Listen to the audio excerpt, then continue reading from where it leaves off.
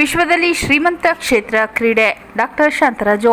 ನಗರದ ಜೋಡಿ ರಸ್ತೆಯಲ್ಲಿರುವ ಸರ್ಕಾರಿ ಮಹಿಳಾ ಪ್ರಥಮ ದರ್ಜೆ ಕಾಲೇಜು ಸಭಾಂಗಣದಲ್ಲಿ ದೈಹಿಕ ಶಿಕ್ಷಣ ವಿಭಾಗ ಹಾಗೂ ರಾಷ್ಟ್ರೀಯ ಸೇವಾ ಯೋಜನೆ ಹಮ್ಮಿಕೊಂಡಿದ್ದ ರಾಷ್ಟ್ರೀಯ ಕ್ರೀಡಾ ದಿನಾಚರಣೆಯ ಹಾಕಿ ಪಟು ಧ್ಯಾನ್ ಚಂದ್ ಭಾವಚಿತ್ರಕ್ಕೆ ಪುಷ್ಪಾರ್ಚನೆ ಮಾಡಿ ಮಾತನಾಡಿದ ಚಾಮರಾಜನಗರ ವಿಶ್ವವಿದ್ಯಾಲಯ ದೈಹಿಕ ವಿಭಾಗದ ನಿರ್ದೇಶಕ ಡಾಕ್ಟರ್ ಶಾಂತರಾಜು ಅವರು, ಕ್ರೀಡೆಯಿಂದ ಮಾನಸಿಕವಾಗಿ ದೈಹಿಕವಾಗಿ ಬೆಳೆಯಬಹುದು ಹಾಗೂ ಕ್ರೀಡಾಭಿರುಚಿ ಬೆಳೆಸಿಕೊಂಡರೆ ವಿಶ್ವದ ಯಾವುದೇ ಭಾಗದಲ್ಲಾದರೂ ಜೀವಿಸಬಹುದು. ಭಾರತದಲ್ಲಿ ಕ್ರೀಡೆಗೆ ಹೆಚ್ಚಿನ ಆದ್ಯತೆ ನೀಡಲಾಗಿದೆ. ವಿಶೇಷವಾಗಿ ಕ್ರಿಕೆಟ್ನಲ್ಲಿ ಆಟಗಾರರಿಗೆ ಹೆಚ್ಚಿನ ಸೌಲಭ್ಯ ನೀಡಲಾಗಿದೆ.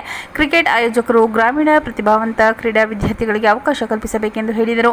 ಸರ್ಕಾರ ಕ್ರೀಡಾಪಟುಗಳಿಗೆ ಹೆಚ್ಚಿನ ಅವಕಾಶ ಹಾಗೂ ಹಲವಾರು ಯೋಜನೆ ಕಲ್ಪಿಸಿದೆ ಎಂದು ಹೇಳಿದರು. ಸರ್ಕಾರಿ ಮಹಿಳಾ ಪ್ರಥಮ ದರ್ಜೆ ಕಾಲೇಜು ಉಪನ್ಯಾಸಕಿ ಡಾಕ್ಟರ್ ಲಿಖಿತಾ ಎಸ್ ಅನುರಾಧ ಮಾತನಾಡಿ, ಕರ್ನಾಟಕದಲ್ಲಿ ಎಲ್ಲ ಕ್ಷೇತ್ರದಲ್ಲೂ ಹೆಣ್ಣು ಮಕ್ಕಳು ಸಾಧನೆ ಮಾಡುತ್ತಿದ್ದಾರೆ. ಇತ್ತೀಚೆಗೆ ನಡೆದ ಖೋ ವಿಶ್ವಕಪ್ನಲ್ಲಿ ಟಿ ನರಸೀಪುರ ತಾಲೂಕಿನ ಚೈತ್ರ ಉತ್ತಮ ಸಾಧನೆ ಮಾಡಿ ನಿಮ್ಮಲ್ಲಿರುವ ಪ್ರತಿಭೆಗಳನ್ನು ಸೂಕ್ತ ವೇದಿಕೆಯಲ್ಲಿ ಬಳಸಿಕೊಳ್ಳಬೇಕೆಂದು ಸಲಹೆ ನೀಡಿದರು. ಭಾರತ ಸರ್ಕಾರ, ನೆಹರು ಯುವ ಕೇಂದ್ರ, ಕರ್ನಾಟಕ ಸರ್ಕಾರದ ಕ್ರೀಡಾ ಇಲಾಖೆ, ಜಿಲ್ಲಾ ಯುವ ಪ್ರಶಸ್ತಿ ಪುರಸ್ಕೃತ ಪತ್ರಕರ್ತ ಜಿ ಬಂಗಾರು ವಿವಿಧ ಸ್ಪರ್ಧೆಯಲ್ಲಿ ವಿಜೇತರಾದ ವಿದ್ಯಾರ್ಥಿಗಳಿಗೆ ಬಹುಮಾನ ವಿತರಣೆ ಮಾಡಿ ಮಾತನಾಡಿದರು.